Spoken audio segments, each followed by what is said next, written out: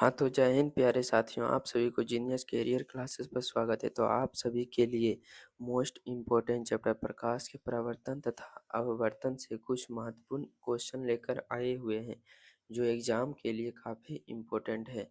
तो चलिए देखते हैं। पहला क्वेश्चन कहता है, निम्नलिखित में से किसका आवर्धन सबसे अधिक होता है? किसका आवर्धन सबसे अधिक होता था? हीरा का। आंसर डी हमारा करेक्ट है। चलिए अगला देखिएगा। अगला कहता है, निम्नलिखित में से कौन लेंस का आवर्धन होता है? तो V बटा में U। U हमारा सही आंसर, डी हमारा करेक्ट है। चलिए देखिए अगला देखिए। तीसरा क्वेश्चन, निम्नलिखित में से किस लेंस को अभिसारी लेंस कहते हैं? किस लेंस को अभिसारी लेंस कहते हैं? चलिए कमेंट कीजिएगा, किस लेंस को अभिसारी लेंस कहते हैं? तो उत्तल लेंस को। उत्तल लेंस को अभिसारी लेंस भी कहा जाता है। Answer A. चलिए अगला देखिएगा।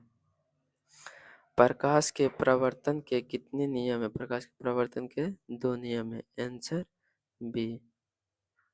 आंसर बी हमारा सही है। चलिए अगला देखिएगा। निम्नलिखित में किस माध्यम में प्रकाश की चाल सर्वाधिक होता है? तो निर्वात में। निर्वात में सर्वाधिक होता है। Answer D. चलिए अगला देखिए। प्रकाश की किरणें गमन करती है। प्रकाश की किरणें गमन करती है सीधी रेखा में। Answer A. चलिए अगला देखिएगा। निम्नलिखित में कौन लेंस की क्षमता का मात्रक है? क्षमता की मात्रक कौन सा है? तो ये हमारा हो जाएगा dioptre. Answer C correct answer है। चलिए अगला देखिएगा। दर्पण सूत्र बताइए। 1/v प्लस में 1/u बराबर में 1/f। आप लोग दर्पण सूत्र को एक बार देख लीजिएगा। 1/v प्लस में 1/u बराबर में 1/f। ये काफ़ी इम्पोर्टेंट है। आंसर ए हमारा करेक्ट आंसर। चलिए अगला देखिएगा। अगला कहता है, निम्नलिखित में से किस लेंस की फोकस दूरी धनात्मक है? किस लेंस की फोकस दूरी धनात्मक है? तो उत्तल लेंस की फोकस दूरी धनात्मक है। आंसर बी हमारा करेक्ट है। ठीक है। चलिए अगला क्वेश्चन देखिएगा। अगला कहता है, निम्नलिखित में किस दर्पण को फोकस दूरी धनात्मक होती है? फोकस दूरी धनात्मक होती है। किसका फोकस दूरी? तो उत्तल दर्पण की फोकस दूरी धनात्मक होता है। आंसर बी हमारा करेक्ट है। चलिए अगला देखिएगा। चलिए बताइएगा 10 में आप लोग कितना सही किए हैं? 10/8 बताइएगा। चलिए कमेंट कीजिएगा 10 में से कितना आप लोग को सही हुआ। चलिए अगला देखते हैं। किस लेंस द्वारा उत्पन्न आवर्धन का मात्रक होता है? उत्पन्न आवर्धन का मात्रक क्या होता है? मात्रक विहीन। आंसर डी हमारा करेक्ट है। चलिए अगला देखिएगा। निम्नलिखित में किस माध्यम में प्रकाश की चाल अधिकतम होती है?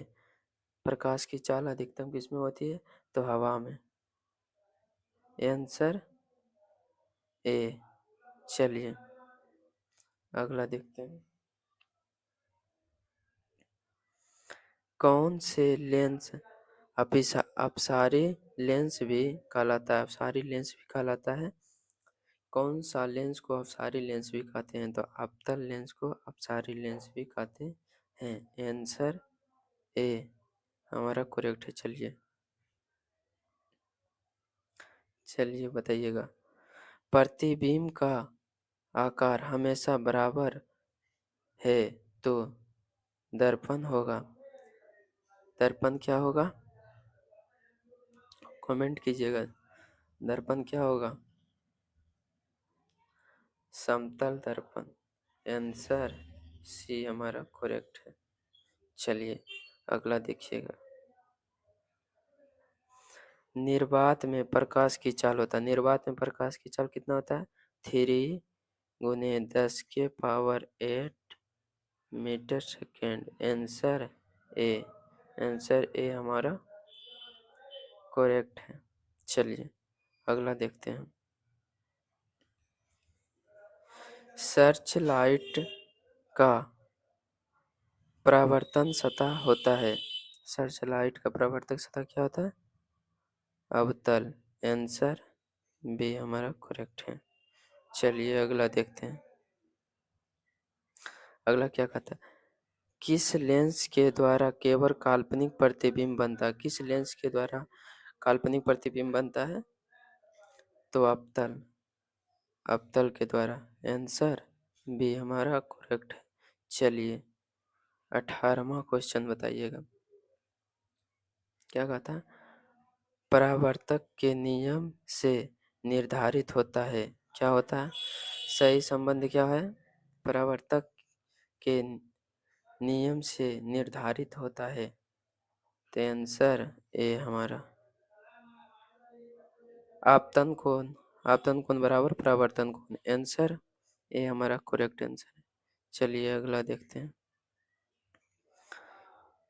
लेंस में मुख्य फोकस की संख्या होती है। लेंस में मुख्य फोकस की संख्या 1। Answer B. आंसर बी हमारा करेक्ट आंसर है। चलिए अगला देखिए। समतल दर्पण द्वारा बना प्रतिबिंब होता है। समतल दर्पण द्वारा बना प्रतिबिंब क्या होता है? काल्पनिक होता है। आंसर बी हमारा करेक्ट आंसर। चलिए चलिए आप लोग बताइएगा 20 में कितना सही किए हैं। चलिए चलिए मिलते हैं नेक्स्ट पार्ट में। तब तक के लिए जय हिंद जय भारत।